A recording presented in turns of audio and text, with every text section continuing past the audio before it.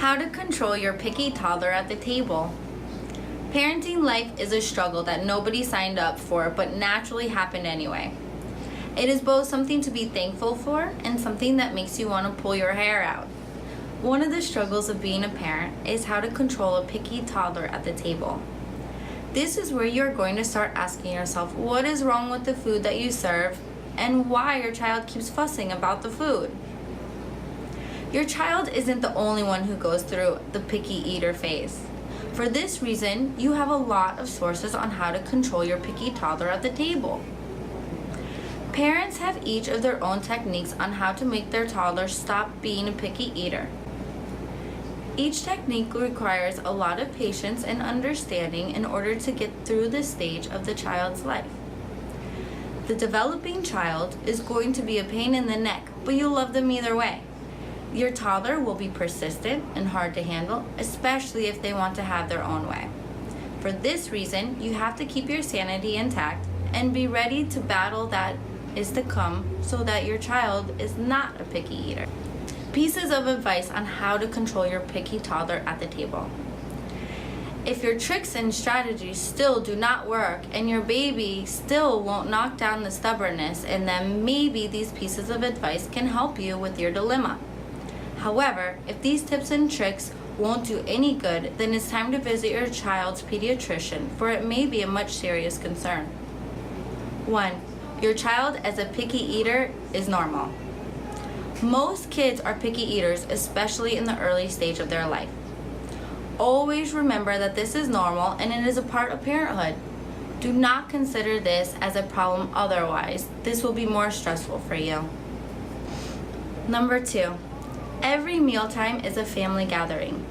Creating a nice and warm atmosphere every mealtime can help in the increase in your child's appetite. If they still won't budge and eat, show them how happy it is to eat with others. Also, you can attract them by expressing how delicious the food on the table is. It is required to join dinner or lunch, but it is not a must to eat. This rule is also effective just to let your child be sitting there with all of you and observing even if they are going to eat or not. Number 3, consider your child's appetite. Kids have different appetites. Some have bigger ones and others have the opposite. Don't force your child to eat, especially if they don't have an active appetite. Forcing them to eat won't help, and this might lead your child not to go to your dining table whenever it's time to eat. It could scare them and they'll lose their appetite even more. Number 4, sugar-coated words are a no-no. Bribing them with sweet delicacies won't do any good. Asking them to finish their food in exchange for giving them a dessert will make them think that sweets are more important than the main dish. As time goes by, this trick will not work on them anymore, so don't get used to bribing them. Number 5. Stop bargaining. Don't force them to take even a small bite if they don't have an appetite for it. Children may think that other things are much more important than the main healthy meal. They will also consider mealtime as a negotiation session every day. Number 6, punishment threat. Never use your power as a parent to make your child finish their meal. This will not only make them fear you and they'll eat out of terror, they won't even enjoy a single bite, and forcing your child to eat without considering their appetite might lead to sickness. Number 7, follow the usual routine. Serve meals at the same time each day. Follow this daily routine and always observe your child if they have an appetite improvement. If they did not eat at a certain mealtime, then include snacks 3 hours after each meal. Let them be filled up with milk or water and see if this will help with their need to eat. Number 8, dipping sauce method. Maybe the reason for your child's lack of appetite is that they don't like the taste or flavor of their food. Dipping sauces can help you with this situation. For every meal that you serve and your child takes a small bite, then did not take another one, it's time to give them a dipping sauce. This technique is also fun at the same time since your child can experiment with different dip flavors.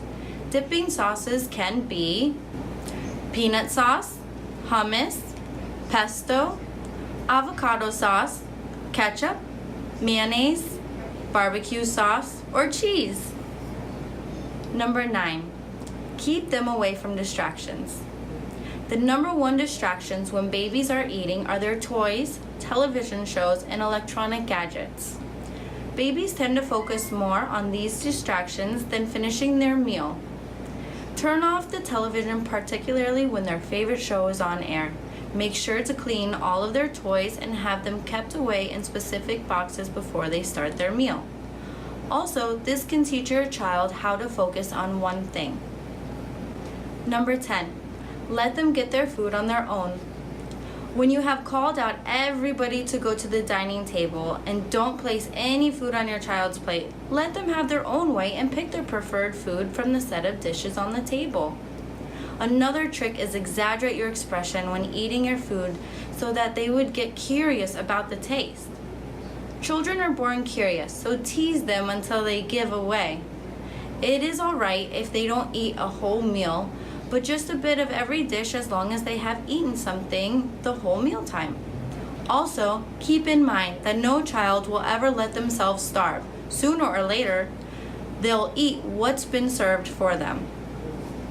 Number 11, include them in meal preparations.